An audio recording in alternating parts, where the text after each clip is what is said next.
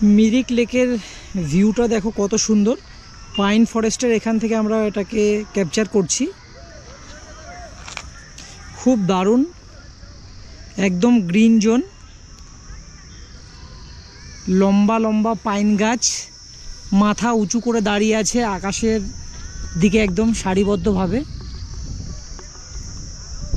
তোমরা মিরিক ভিজিট করলে লেকের চারিদিকটা অবশ্যই ঘুরে দেখবে, খুব ভালো লাগবে তোমাদের। আর ওই দূরে ওখানে রয়েছে আই লাভ মিরিক লেখা, আমরা ওদিক থেকেই এলাম।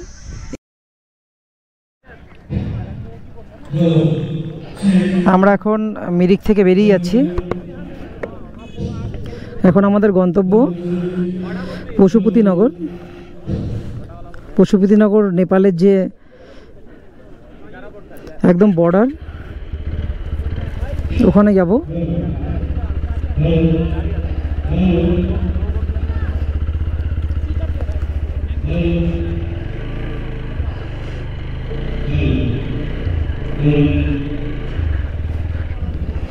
এখন কত জমজমাট লাগছে দেখো, চারিদিকে সব দোকানপাট এসে গেছে, বিভিন্ন রকমের রাইডিং অ্যাক্টিভিটি। একদম কিন্তু গ্রিন হচ্ছে মিরিক, টোটালি গ্রিন জোন।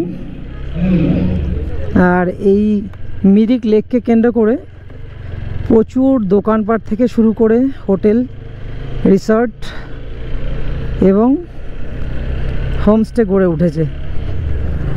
আমরা যেখানে দিয়েছিলাম পেমেন্ট পার্কিং, সেই পারপাস ভেতরে যে কোনো জায়গায় পার্কিং করার অথরাইজেশন ছিল আমাদের কাছে।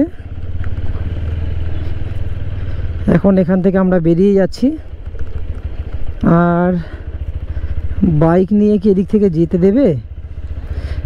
বাইক নিয়ে কি এদিক থেকে যেতে দেবে? ও দেখিয়ে দিল এদিক থেকে যেতে হবে। ঠিক আছে, কোনো প্রবলেম নেই। বাইক নিয়ে আমরা যেদিক থেকে এসেছি আমরা ওদিক থেকে এবার যাচ্ছি। পর্যটকদের ভিড় আস্তে আস্তে বেড়েই চলেছে, যেহেতু এটা একটা জনপ্রিয় পিকনিক স্পট। এই দেখো কত দোকানপাট রয়েছে।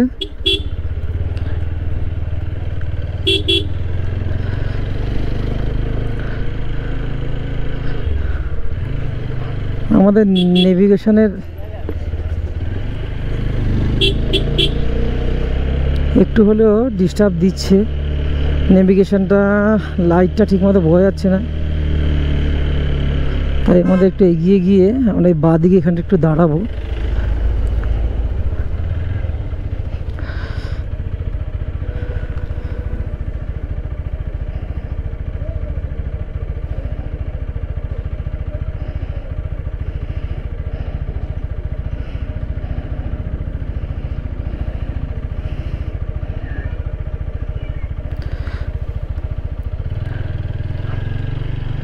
পশুপতিনগর যেতে হলে বাঁ দিক থেকে যেতে হবে। पूछो तो सर पशुपतिनगर पूछो ना सर। पशुपतिनगर जाने के लिए किस तरफ जाना पड़ेगा? पशुपतिनगर किस तरफ? স্যার বললো মিরিক লেক থেকে বেরিয়ে বাঁ দিক থেকে পশুপতিনগর যেতে হবে। ওই জন্য আমরা এই রাস্তাটা ধরে নিলাম। এই রাস্তাটা পশুপতিনগরের দিকে যাচ্ছে। পশুপতিনগর হয়ে আমরা রওনা দেব আমাদের ডেস্টিনেশন লেপচা জগৎ। আবার আমরা খাড়াইয়ের দিকে উঠছি, ওপরের দিকে।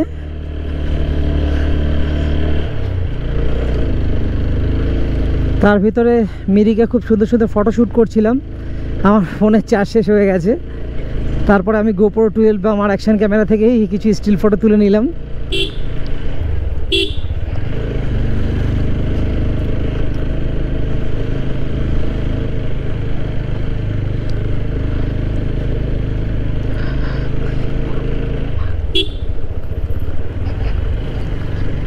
পশুপতিনগর যেটা রয়েছে নেপালে, তার যে আমাদের যে এখানটাতে আমাদের বর্ডার, মানে আমাদের ইন্ডিয়ার শেষ হচ্ছে এবং নেপাল শুরু হচ্ছে, আমরা ওখানটাতেই ফটো তুলব, কারণ আমরা ভেতরে ঢুকে আর টাইম ওয়েস্ট করব না।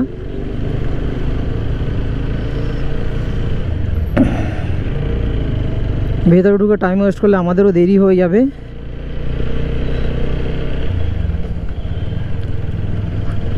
দুপুরে গিয়ে আমরা আমাদের হোমস্টেতে লাঞ্চ করব, সেরকম প্ল্যানিং রয়েছে।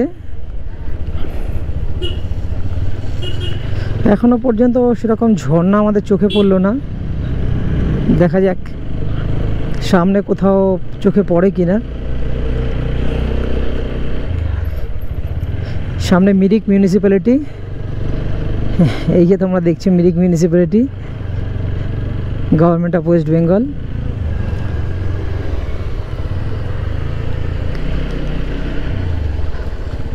সত্যি মিরিক লেকটা মন ছুঁয়ে গেল। অনেক নাম শুনেছিলাম মিরিক লেকের, আর তার সাথে সাথে চারিদিকে বিস্তীর্ণ পাইন ফরেস্ট, প্রচুর পাইন ফরেস্ট ছড়িয়ে রয়েছে। তোমরা তো দেখলে চারিদিকে কীরকমভাবে একদম গ্রিন জোন হয়ে আছে, আর জায়গায় জায়গায় বোর্ড দেওয়া রয়েছে। তোমরা যখন এখানে ভিজিট করবে চেষ্টা করবে যাতে একদম ঠিকঠাকভাবে এটাকে সুন্দরভাবে পরিষ্কার রাখা যায়। আমাদেরকে চেষ্টা করতে হবে, তবেই কিন্তু আমরা গ্রিন জোন বানিয়ে রাখতে পারবো এত সুন্দর একটা ট্যুরিস্ট প্লেসকে।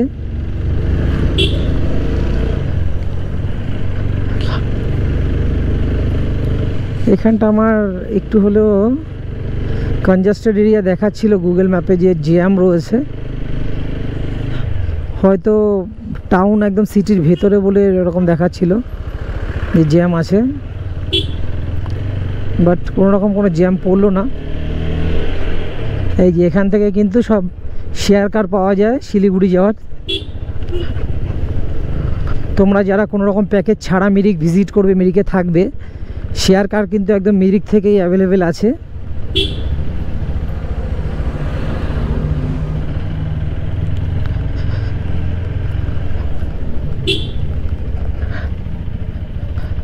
অনেকটাই নিচে নেমে এলাম। দেখো একটা জমজমাট মার্কেট, ভর্তি দোকানপাট। আমাদের কলকাতার মতো একটা সুন্দর মনোরম পরিবেশ।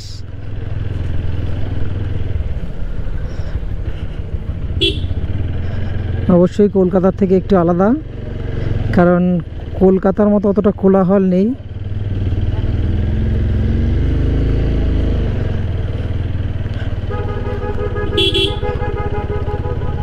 এখানে একটাই সমস্যা, রাস্তা এত ছোট। আমরা যখন সিকিমও গেছি দেখেছি, ভিজিট করার ক্ষেত্রে যখন রাস্তার গায়ে কোথাও পার্কিং করা থাকে অনেকটাই সমস্যার সম্মুখীন হতে হয়। অনেক বড় মার্কেট, প্রচুর দোকানপাট। দেখো সব রকমের জিনিস কিন্তু এখানে অ্যাভেলেবেল। যদি কোনো রকমের জিনিস আমরা লাগেজে আনতে ভুলে যাই, সেক্ষেত্রে এগুলো কিন্তু সব এখানে পাওয়া যায়।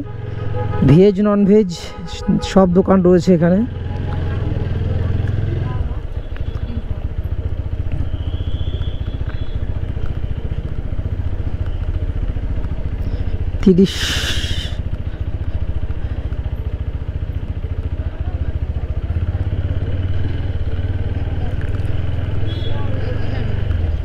এখন আমরা একটা হিল থেকে নিচের দিকে নামছি।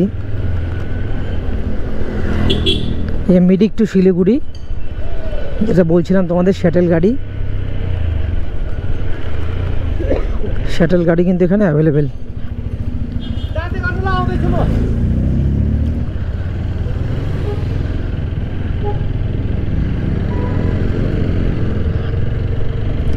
আর এখানে তোমাদের যে জিনিসটা আরও চোখে পড়বে, সিগন্যাল কিন্তু নেই। খুব সুন্দর পরিষেবা, একদম সিগন্যাল নেই। যদিও লোকজনের সংখ্যা এতটা কম, যার জন্যই সিগন্যাল নেই।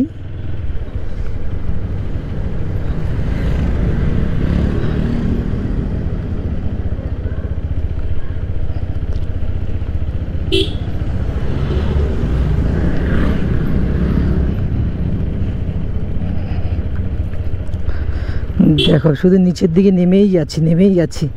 কতটা নিচের দিকে নামার রাস্তা তোমরা একটু খেয়াল করলে বুঝতে পারবে কীরকমভাবে নিচের দিকে নামছি। আমার ব্ল্যাক হর্স একদম দৌড়ও চলেছে। খুব সুন্দরভাবেই আমার সাথ দেবে বাবা বিশ্বকর্মার আশীর্বাদে।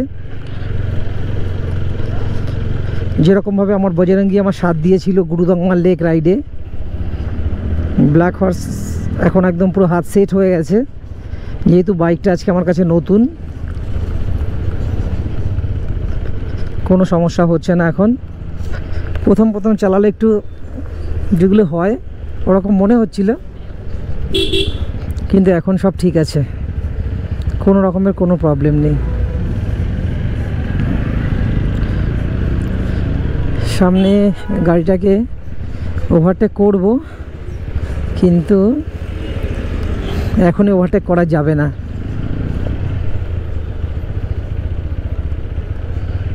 কারণ যেহেতু ওটা খড়ের গাড়ি।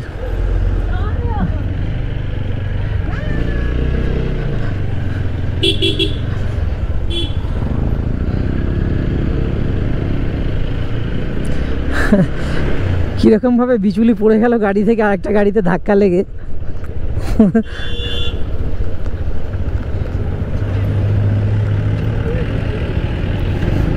দেখলে কীরকমভাবে ওভারটেকের যে ব্যাপারগুলো বলছিলাম, 4 হুইলারটা ওভারটেক করছিল বলে এই সামনের রেন্টক গাড়িটা থেকে ওকে আওয়াজ দিয়ে বলল। বাইক ওভারটেকিংয়ের ক্ষেত্রে অনেকটাই সুবিধা আছে, কিন্তু 4 হুইলার নিয়ে যারা আসবে তাদের একদম দেখে শুনে সাবধানে চালাতে হবে, যেহেতু পাহাড়ের রাস্তা তুলনামূলক অনেক ছোট, একটাই কিন্তু রাস্তা, সেটা থেকে কিন্তু গাড়ি যাওয়া আসা দুটোই করে। তাই 4 হুইলার যারা চালক তারা একদম সাবধানে গাড়িগুলি চালায়।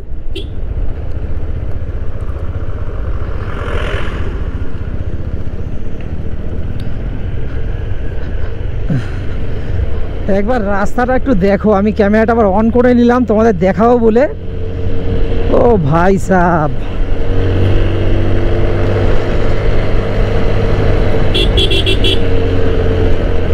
সেই খাড়াই ছিল।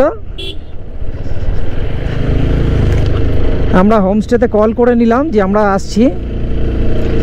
এখানে কিন্তু প্রত্যেকটা বাড়ি এতটাই সুন্দর সাজানো, দেখতে একটা অন্য রকমের লাগে।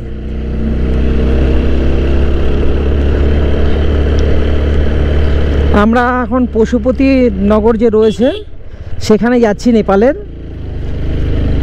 আমরা ভেতরে হয়তো ঢুকবো না, ফটক পর্যন্ত যাব, ওখানে কয়েকটা ছবি তুলে আমরা লেপচা জগৎ পৌঁছে যাব। লেপচা জগতে গিয়ে লাঞ্চ করে তারপর আবার ঘুরতে বেরাবো, যেহেতু আমাদের সাথে বাইক রয়েছে।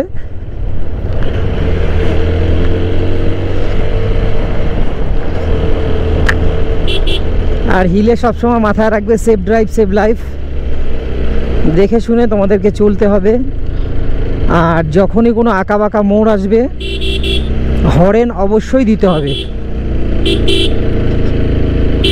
উল্টো দিক থেকে যে আসছে সে দিল কি না দিল সেটা পরের কথা, তুমি তোমার সেফ সাইড আগে ঠিক রাখবে। একদম হাড়ি ভাড়ি।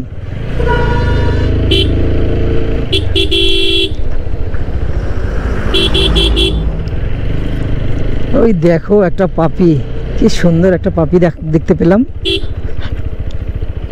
ও এখন পুরোপুরি চড়াই আছে, আবার পাহাড়ে উঠছি আমরা। ওদিক থেকে আমরা নেমে এসেছিলাম, এখন আবার পাহাড়ের দিকে চড়াই উঠে চলেছি। আর হিলে কিন্তু প্রচুর সেনাদের ছাউনি রয়েছে, যেসব জায়গাতে আমরা ভিডিও করিনি, কারণ ভিডিও করা টোটালি বারণ।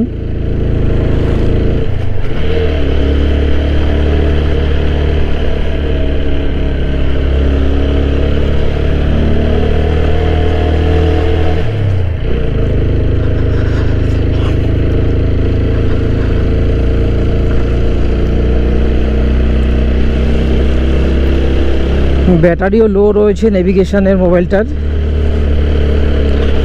একটু ওপরের দিকে গিয়ে তারপর ঠিক করবো ওটা।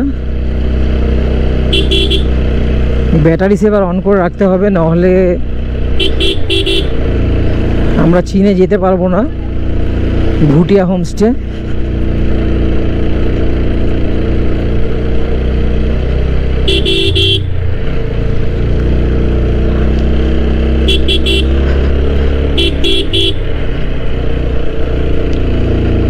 দেখো কি সুন্দর, একদম সাইলেন্ট ভ্যালি, কোনো রকমের কোনো শব্দ নেই, শুধুমাত্র আমাদের যে বাতাসিয়া লুপ এটা এওয়ালা বাতাসিয়া লুপ ভাই।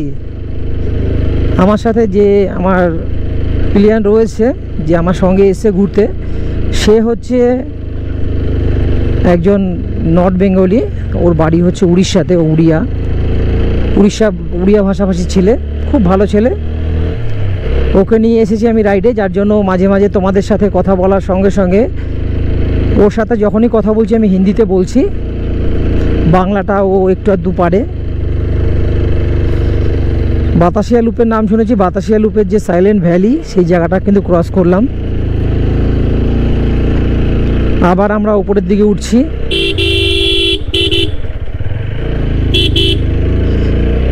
দেখো খাড়াই,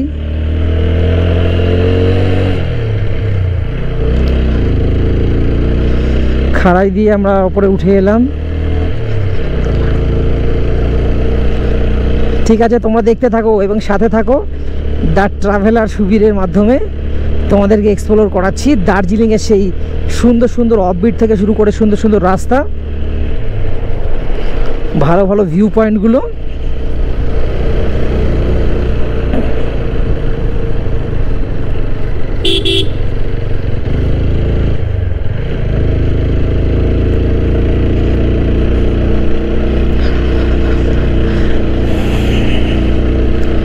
আপার 4th মাইল। ফাইনালি আমরা এখন নেপালে। এই যে পেছনে নেপালের ফটক দেখা যাচ্ছে, কি সুন্দর লাগছে দেখো দেখতে। আর এই যে পেছন দিকটা আমাদের ওয়েস্ট বেঙ্গল। এটা দেখা যাচ্ছে পশুপতি ফটক, একদম নেপালের বর্ডার।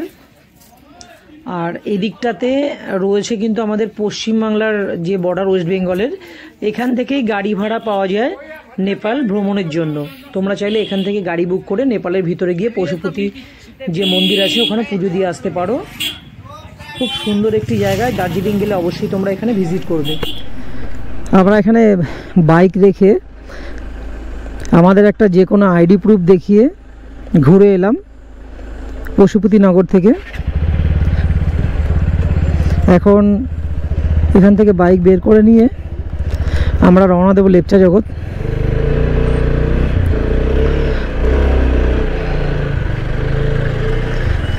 আর ওই সামনে গিয়ে দেখতে পাচ্ছ চেকপোস্ট বাদিকে, ওটাই কিন্তু রয়েছে পশুপতি ফটক। দেখো মেনশন করা রয়েছে, বসো। আর আমরা এই দোকান থেকে কিছু জিনিস কেনাকাটা করলাম।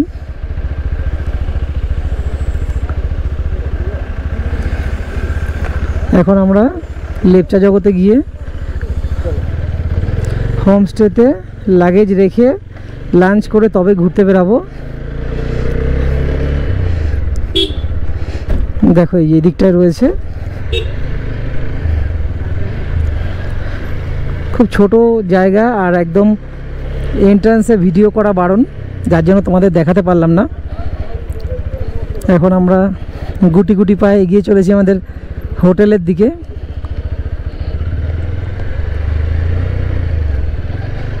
রিভার্সে কত সুন্দর গাড়িটা নিয়ে গেল। এখানে যতদূর পর্যন্ত গাড়ি দেখতে পাচ্ছ সবাই ট্যুরিস্ট গাড়ি, পশুপতিনগর ভিজিট করতে গেছে। অনেক বড় নেপালের মার্কেট, বিভিন্ন রকমের জিনিস পাওয়া যায়।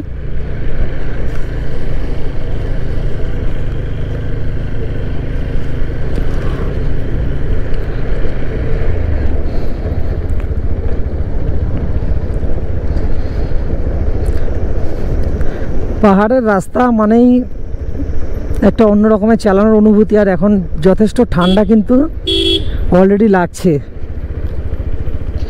অনেক ঠান্ডা লাগছে।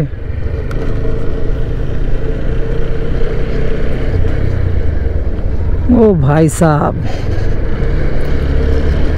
পাইন গাছ সারি সারি হয়ে রয়েছে। আর আমরা নেমে চলেছি নিচের দিকে, ভুটিয়া হোমস্টের দিকে এখন আমাদের লক্ষ্য।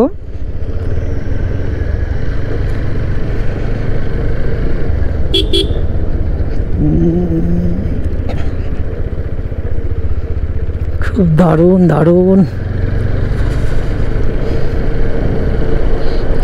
তোমরা কারা কারা পশুপতিনগর এসছো অবশ্যই কমেন্টে জানাবে, আর তোমাদের এই জায়গা এই পরিবেশ কেমন লেগেছে সেটাও আমাদের সাথে শেয়ার করবে। এখন নিচের দিকে নামছি আমরা। আমার ব্ল্যাক হর্স পুরো একদম আমার সাথে সেট হয়ে গেছে। আমি এখন ব্ল্যাক হর্সের রাইডার। এই সাইলেন্ট ভ্যালি থেকে ব্ল্যাক হর্স কিন্তু দৌড়ে চলেছে। দেখো পাইন গাছগুলো দেখো কতটা অসাধারণ, দারুণ দারুণ, কোনো কথাই হবে না। এই দেখো কীরকম এরা কঠোর পরিশ্রমী, মাথায় কত বড় বোঝা নিয়ে চলেছে।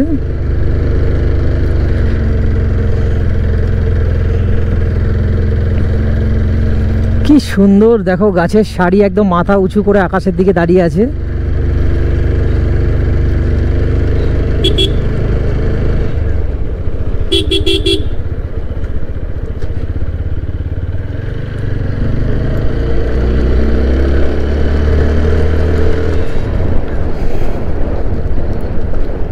অনেক বড় একটা ড্রিম রাইড সম্পূর্ণ হলো। ইচ্ছে ছিল দার্জিলিং আসার, কিন্তু ভাবিনি এরকমভাবে বাই রোড বাইক নিয়ে রাইড করে আসতে পারবো। যেরকম লাস্ট কিছুদিন আগে সিকিম ভিজিট করেছিলাম ট্রাভেল এজেন্সি মারফত 4 চাকাতে, কিন্তু এখানের ব্যাপারটা পুরো অন্যরকম হলো। এক কথায় অসাধারণ। আমাদেরকে সাইড দিয়ে চলে যেতে বলছে, কিন্তু আমরা গেলাম না, কারণ অনেকটা উঠতে হবে ওপরের দিকে। আমার পিলিয়ন রয়েছে সাথে, তাই ধীরে সুস্থে যাওয়াই ভালো।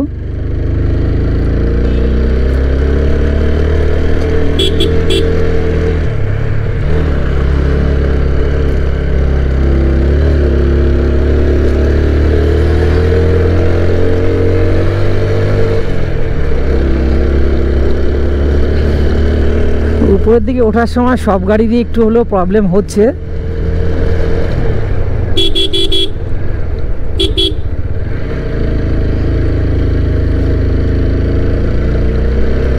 আর ট্যুরিস্টদের জন্যই কিন্তু চারিদিকে এখানে দোকানপাট রয়েছে প্রচুর।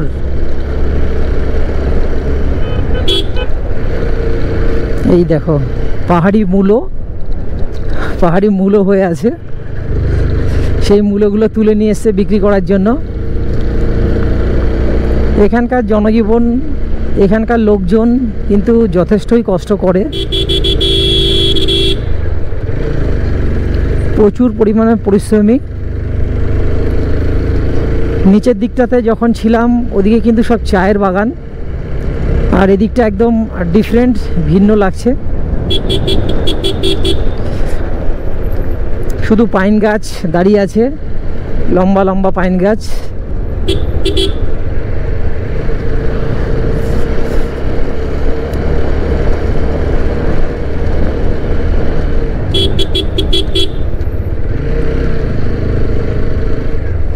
আমাদের গাড়ি এই যে রয়েছে আমাদের ব্ল্যাক হর্স, আর এখানে পার্ক করে আমরা এখন এই দিকটাতে যাচ্ছি সীমানা ভিউ পয়েন্ট, যেটি একটি জনপ্রিয় স্পট।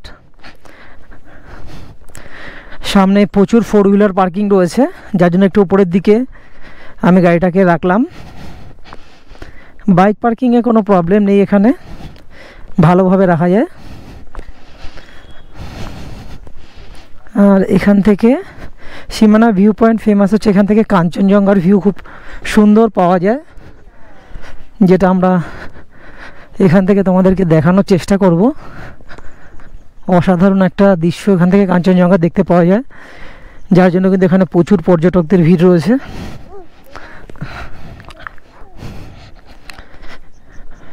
সবাই দেখো এখানে ছবি তুলছে, কি সুন্দর একটা অনুভূতি।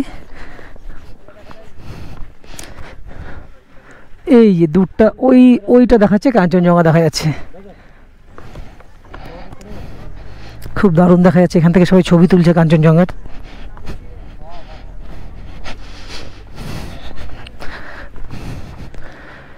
Just wow. যেহেতু মেঘ নেই, একদম ক্লিয়ার, যার জন্য এখান থেকে পুরো ভিউটা পাওয়া যাচ্ছে।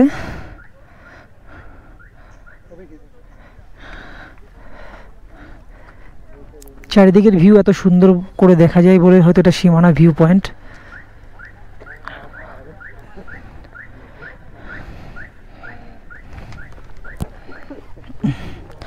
নিচের বাড়িঘরগুলো কত সুন্দর লাগছে, দেখো কত নিচে।